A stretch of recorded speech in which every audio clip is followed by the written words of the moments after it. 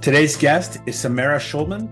She's the president of On Point Consulting, a technology and consulting firm in the government contracting space. And Samara and I both participate in the ACT-I community. Many of you have heard me talk about this before. It's here in the DC area.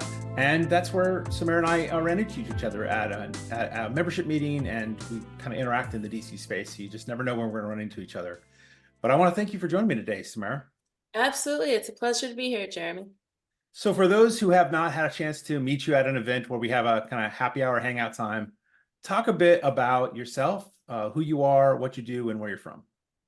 Sure. I think those who have met me at happy hour events probably don't know the whole background, but I mean, starting early on, I'm originally from outside of Pittsburgh. I'm actually from Bethel Park. So if anybody's a fan of the show This Is Us, that's where the Pearsons are from. Grew up there and went to high school there, finished, and wasn't sure what I wanted to do at that point. I was good in science and math. Looking back, I got good grades in all the subjects, but at that point, a girl in science and math, and it was, well, you want to try engineering. So I did. I applied. I got into the College of Engineering at Cornell University. I started as a computer science engineering major. I lasted a semester with that. I decided it was not for me. I transferred internally into arts and sciences and finished with a history degree. Oh. Yeah, I know that that's a little underwhelming to the initial, wow, computer science engineering. But nonetheless, I love my experience there. And all kidding aside, it's one of those things I would not trade for anything in the world. And the courses and just what I was able to take there helped get me where I am today. But from there, I went on to work for Hillel, which is the Jewish campus organization. And I did a program through there. And I worked in Cleveland, Ohio. I've got family in Akron, so it was great for me. It's 2 hours from Pittsburgh, and nice to be able to just hop in a car and see family and everything. It was a rough year. I went on, my next placement was at the University of Michigan, and that was awesome. I thought at that point I wanted to keep working with campus organizations. The second year that I was at Michigan, I also got my master's in education. Again, pretty far from what I'm doing today. But I think I do have an interesting reason as to why I did that. One of my best friends at the time and my roommate was getting a degree in education. And I remember just the stories she would tell that, oh, today I did this art project with second graders, and this kid was behind and they didn't even think that they wouldn't be able to cut at the same speed, and all this different stuff that just came naturally fascinated me. And I realized about myself that I just love learning, and I think it's incredibly fascinating to pay attention to how people learn and training and everything. So the master's in education wasn't too far off. I never wanted to teach. I'll be very, very clear about that. But I specialized in curriculum development, and I thought that I would stick with writing curriculum for these different organizations and whatnot. After Michigan, I wanted to move down to DC and was just interviewing anywhere that I could find the word education. And I came upon the Princeton Review. I moved down here, had the interview within a few days, and I remember, because as you can imagine, my parents weren't so thrilled with, what do you mean you're moving from Michigan to DC? You don't have a job lined up? Had a great interview, had a great conversation, got that job, and started there. I was overseeing the GRE and LSAT program and worked my way up there. I was there for about 5 years, finished as executive director of the entire DC, Virginia, Maryland area. Awesome opportunity. Had a mentor who just was incredible for me. But after 5 years, it started to just get the same every day, and I was ready for something new.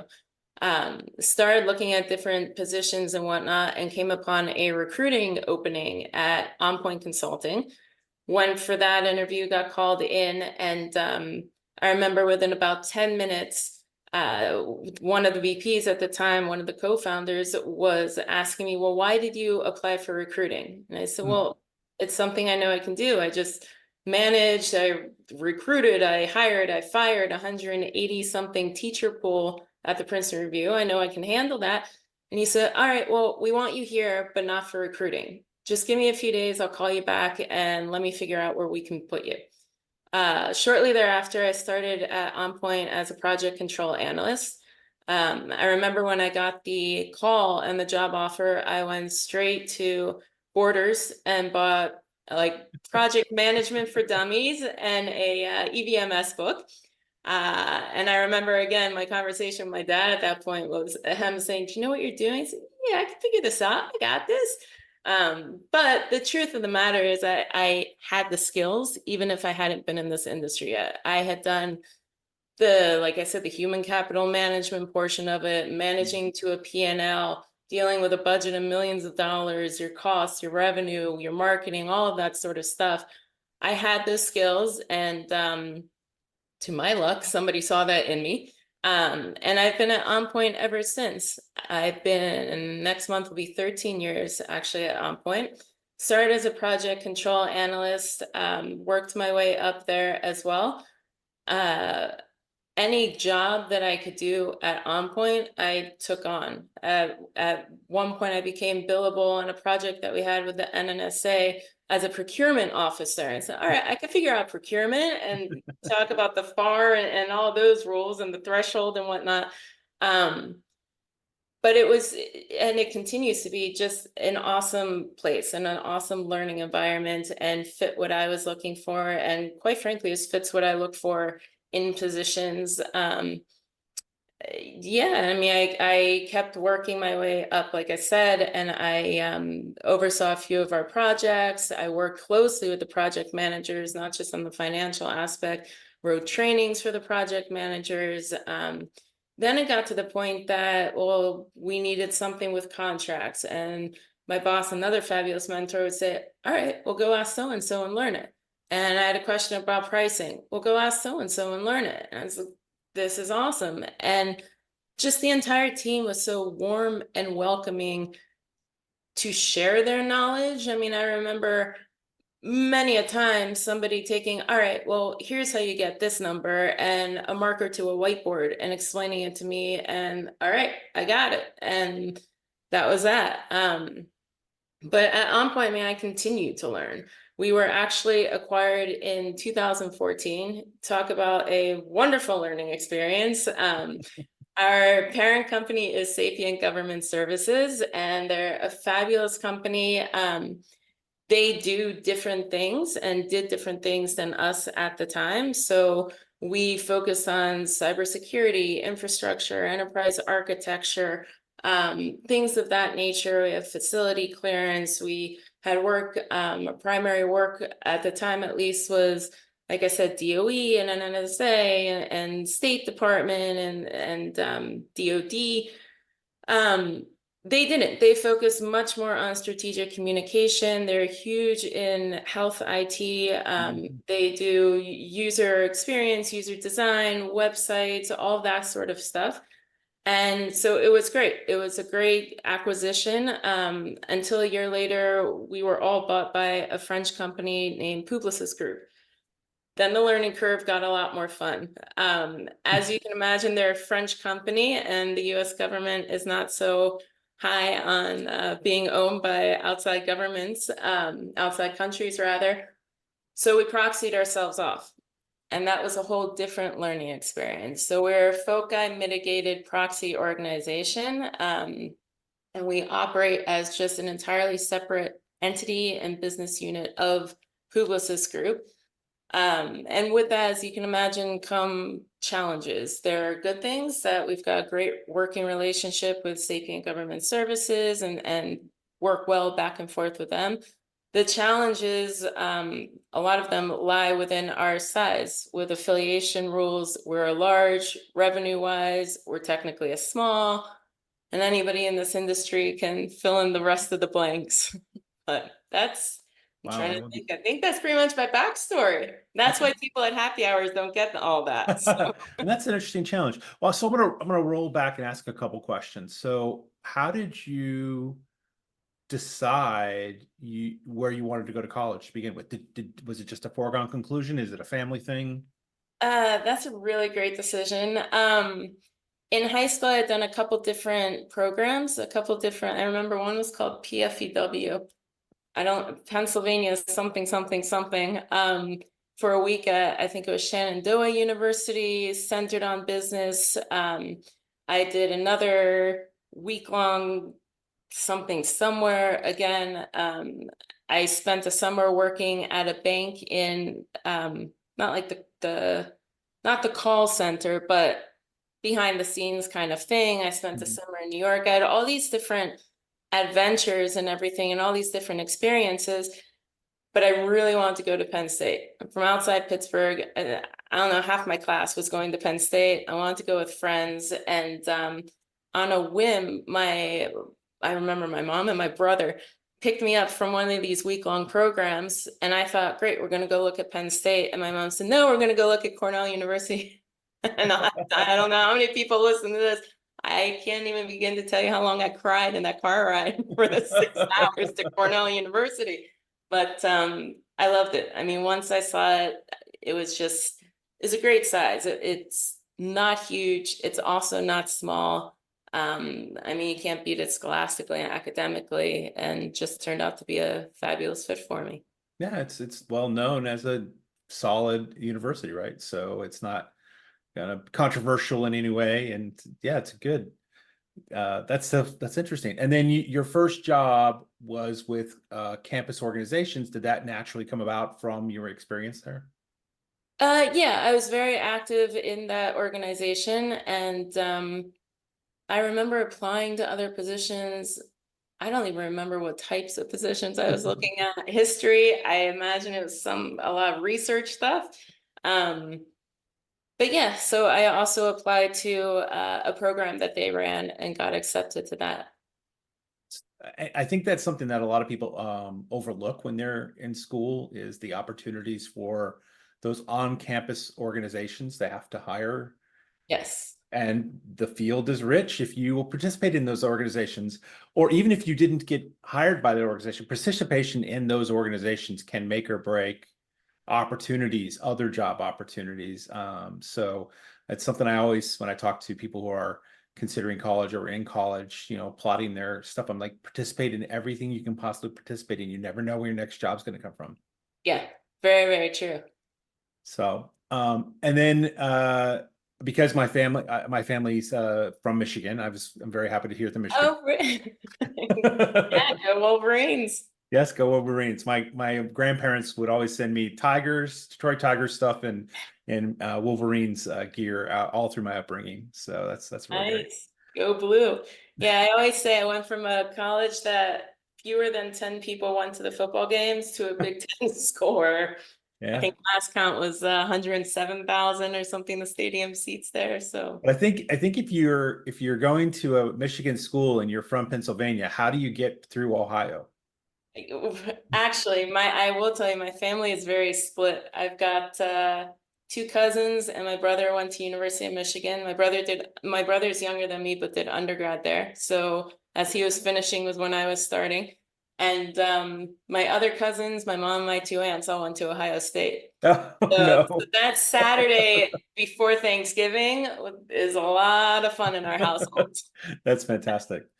And then I'm just curious, how did you learn about OnPoint? Was that just something you were just looking for jobs online, or did you Oh know yeah, somebody? that was it. And it's one of those that, knock on wood, it worked out for me. But it's like you said, I think now to networking and to just the conversations and watching people switching companies and switching types of companies, even if they stay within industry. Um, and then I remember how powerful it was to just look on monster.com and there was the position, and how lucky I was to get a call and get called in. Yeah, and then one last thing on the career part. So what I heard as you talked about your positions and opportunities at OnPoint, what I heard is you said yes a lot when somebody said, try this, or an opportunity came up and you participated. And once again, I'll tell you, I do a lot of mentoring for career people. And that's one of my key points for them is if somebody in your management asks if you would consider doing something, why would you say no? Right. Take advantage of the opportunity, because look at you now, all of those different opportunities and experience of the broad spectrum of what OnPoint does. You probably never planned to be the president, No, never. right? But that experience certainly prepped you for that. Yes, I'm not sure the people who hired me can believe that this is the president, but no, all kidding aside, I still keep in touch with all of them. But yeah, no, absolutely. I will say for mentoring and whatnot is so darn important to pay attention as you're going through your path, even if you're not happy somewhere. And I know I mentioned a couple bosses who were just fabulous mentors. I just admired what they did, how they did it. I also had ones who were not. And I watched to see what I did not want to do when I Mm, did work my way up. So that like you were saying, it's paying attention, I think, a lot too. yeah, it's very important. So Yeah. as you went through your kind of career journey, I'd be very curious, when you look back, is there something that you experienced or witnessed that you said, man, I wish we didn't do that way? It's a Oh, a lot. stumbling block, right? And so I'm very curious if we came to you, Samara, and said, you have the power to make a change that could make things better, right, in our industry or in that pathway, what might that be for you? Uh, I think there are a few things. We were talking a little bit before this podcast, and we were talking about ACT IAC. I'm very involved in the Evolving the Workforce community of interest there. It's not because OnPoint is constantly hiring 50 people a week. Just workforce and recruiting has always been an interest of mine, and finding and putting together the right teams and helping to cultivate that culture. So in terms of, and I don't have any solutions, nor do I claim to, but um, there's something with recruiting, and it's been a while since I've been on a high school or college campus, but in high school, the army would come one time a year in the cafeteria for 3 days. And that was all I knew. I mean, I didn't know about government contracting. I didn't know about it Mm, until I mean, I could make assumptions. Let's be clear, but I didn't know the ins and outs of the industry. I didn't understand that um everything from transportation, the GSA buys, the cars that are used for mm, federal works. I didn't realize all that was contracts. I didn't realize custodial services, things of that nature, all services that are contracted. And there's got to be some sort. I mean, I look at like the US Digital Court. It's doing a fabulous job. It's an awesome program. It's only what I think 3-ish years old. Um, those are the types of programs that I really hope are reaching out to high schools everywhere, especially this day and age when you mm. don't need to specifically live here. And in here, I mean in the DMV, in the DC area. But I hope that we are recruiting and not just looking for IT centric or for kids who think they want to do IT things, because somebody like me who thought I wanted to do IT and then went the other route and then came back in a different manner, there's just a ton of opportunities to learn about. Yeah, I agree with you. I don't know the answer or the solution to, that challenge of recruiting and getting people in high school and college to consider the federal government as in the government space, right? How do you support either from the vendor side, right, industry side, supporting government, which there's a lot. People don't realize how much we contract out. Yeah, My last federal agency I worked at, we only had 330 employees, and we had as much or more who were contracting to support all the work we did. it's Um, yeah, and then of course you scale that up to bigger agencies, and it gets bigger and bigger and bigger. So that's a really great point that we need the next generation to be involved in public service in some form or fashion. yeah. And somehow we need to reach them. Yes. where they're at, which I know the PMA speaks to it and all the different documents out there. Yeah. Um, but yeah, I think it's so darn important to make sure that we are just being visible, both industry as well as, and I mean, you do have industry. I remember career fairs at college and the bigger companies representing and whatnot. But there's just so much more even past that. Yeah. So what's next? What's coming up for you in this I don't know, next year? Um, well, I think on the it's funny, my kids just walked in from school, so I was gonna say, well, I love baseball and summer camps, but on the professional side, um, I think there's a lot of teaming and partnership opportunities coming up for OnPoint. It's interesting when you asked the previous question of, well, what would you change and kind of do differently and this and that. When I made the joke that, oh yes, there's been a lot over the past couple of years, we've just completely revamped the way that we've been doing business development.